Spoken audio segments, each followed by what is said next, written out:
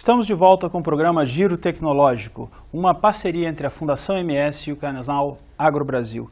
Hoje nós estamos falando sobre os desafios e oportunidades da agropecuária brasileira. No nosso programa, nós temos a possibilidade de interação com os nossos telespectadores. Aqueles que tiverem perguntas, sugestões ou comentários, por favor, encaminhe aí para o endereço que aparece na sua tela ou pelo telefone, que nós no último bloco responderemos e discutiremos esses pontos, tá ok? Nós voltamos agora, nós falamos no primeiro bloco sobre a importância do agronegócio brasileiro, falamos das grandes oportunidades que estão abertas para o agronegócio brasileiro e agora vamos falar dos desafios. E eu coloquei a palavra tremendos desafios na frente, porque esses desafios, se nós não encararmos esses desafios de forma bem incisiva, nós podemos perder essas grandes oportunidades que estão postas aí para o Brasil como um grande player no mundo hoje, né? Bom, o primeiro dos desafios são as mudanças climáticas globais. Eu não quero discutir aqui a origem das mudanças climáticas globais, se ela é antropogênica, ou seja, gerada pelo homem, ou se ela é um fenômeno natural, que é uma discussão que se faz aí pelos bastidores. Mas o importante é que elas estão acontecendo e estão acontecendo a uma velocidade muito grande. O aquecimento global pode gerar mudanças climáticas. O importante dessas mudanças climáticas é o padrão, a alteração no padrão de grandes secas e veranicos ou grandes tempestades e chuvas em excesso. Tá? O que significa isso? Nós vamos precisar, como uma agricultura eficiente, de nos adaptar a esse processo. Nós vamos precisar nos adaptar a esse processo. Ou seja, esse é um desafio global. É um desafio não só para o Brasil, mas é um desafio para todo o planeta, porque esse é um problema que não escolhe nações, não respeita vamos dizer assim, as fronteiras dos países, né? É um problema realmente global, né? Bom, a única forma de encarar isso é com bastante tecnologia. Muita tecnologia para superar os desafios que vão vir pela frente. Bem, agora vindo para dentro de casa, os desafios do Brasil, né? O principal dele hoje, e que está aí latente, que está aí à vista para todo mundo, a gente vê nos noticiários todos os dias, é a questão de infraestrutura e logística.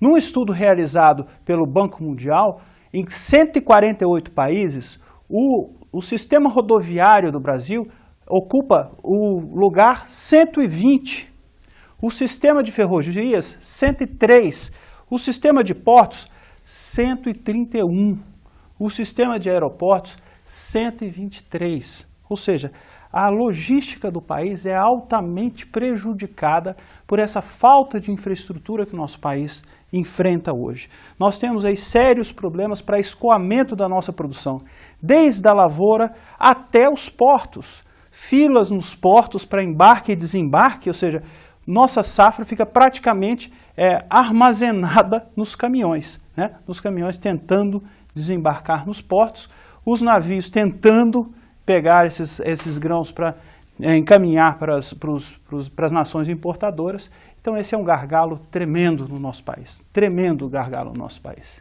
Bom, o armazenamento faz parte disso, né? Nós vimos aí o ano passado, na safrinha do ano passado, essas fotos são de Mato Grosso, ou seja, grandes montanhas de milho sendo estocadas a céu aberto, porque não havia mais espaço para estocar esse milho e não tinha como escoar essa produção, o excesso de produção para os portos, né?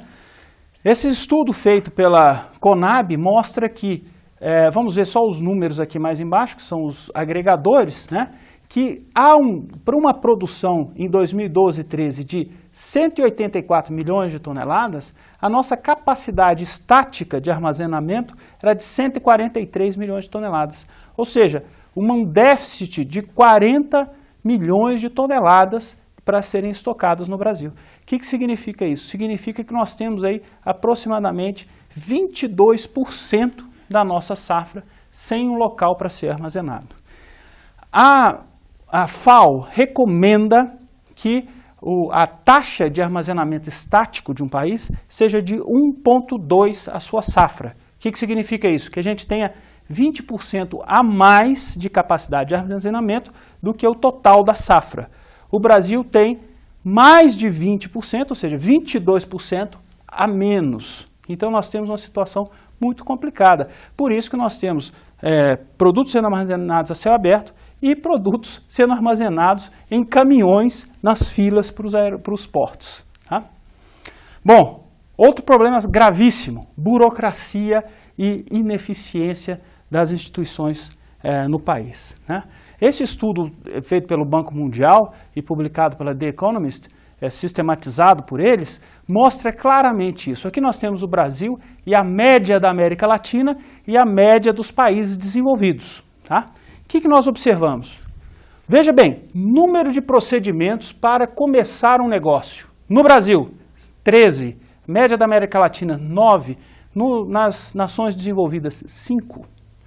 Tempo para iniciar um negócio em dias, 120 dias praticamente, contra 51 na média da América Latina e 12 na média dos países desenvolvidos. Isso aqui é absurdo. Né? Agora veja bem esse número é para mim o mais grave de todos. Tempo necessário para se pagar os impostos. Nós não estamos falando aqui tempo necessário de você trabalhar para pagar os impostos, não. Quantas horas por ano você precisa de funcionários trabalhando só para você conseguir pagar os impostos, as empresas conseguirem pagar os impostos. 2.600 horas no Brasil. A média da América Latina, 308 horas. E a média dos países desenvolvidos, 186 horas. É impossível qualquer país ter competitividade e atrair investimentos se nós temos um cenário desse. Esse cenário tem que ser mudado. Os custos de exportação, né, em dólares por container e importação dólares por container. Nós temos o Brasil, 2.215, média da América Latina, 1.100 e pouco, 1.190 e média dos países desenvolvidos, $1.000. Ou seja, é mais do que o dobro. Nós pagamos mais do que o dobro do que os países desenvolvidos e até do que a América Latina, a média da América Latina, para exportar cada container no Brasil. É simplesmente absurdo e impensável uma coisa dessa. Isso mostra o quanto a nossa agricultura é competitiva no Brasil, no mundo. Porque apesar de todos esses desafios, todas essas dificuldades, nós ainda conseguimos exportar aquelas quantidades imensas de carne, de soja, de açúcar, enfim, de produtos agrícolas no Brasil. Tá? Outro problema gravíssimo, nós estamos enfrentando no Brasil, a insegurança jurídica. Tá? A insegurança jurídica, primeiro, ela afasta. Insegurança jurídica é igual a risco. Ninguém que faz investimentos produtivos gosta de risco. O investimento produtivo tenta minimizar o risco ao máximo. E nós estamos criando cada vez mais riscos. Né? O direito de propriedade no Brasil tem sido totalmente desrespeitado com a questão indígena, ou seja, terras tituladas, ou seja, com papéis estabelecidos pelo governo sendo desapropriadas. Nós temos aí o movimento dos trabalhadores sem terra, que perdeu um pouco a importância agora em relação à questão indígena, mas continua gerando insegurança jurídica e mudanças na interpretação da lei. Esse exemplo aqui é claro, a mudança na interpretação da lei das terras, feita por um parecer da AGU.